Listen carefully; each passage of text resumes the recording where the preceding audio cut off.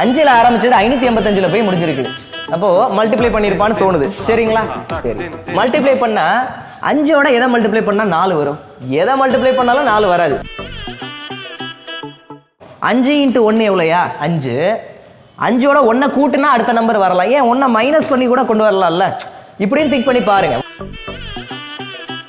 இதை செஞ்சு காட்டுறேன். இல்ல சார் இதுல எனக்கு ஆன்சர் வரல சார் அப்படின்னா மாத்திடுவோம், டக்குன்னு மாத்திடுவோம், ஒன்றும் ப்ராப்ளம் கிடையாது. 5 × 1 5, 5 - 1 4. சரியா? அடுத்த நம்பர் பாருங்க. 4 × எது போட்டா 10 கிட்ட வரும்?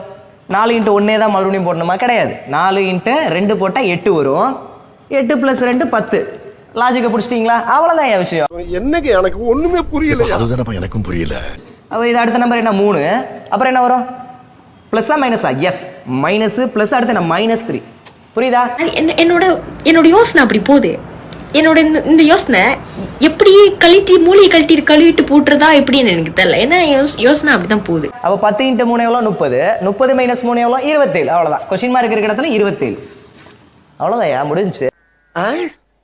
காலையில என்ன விளையாட்டு காட்டுறாங்க, எப்படி எல்லாம் சோதிக்கிறாங்க. இப்ப 27. அப்ப அடுத்த நம்பர் என்ன?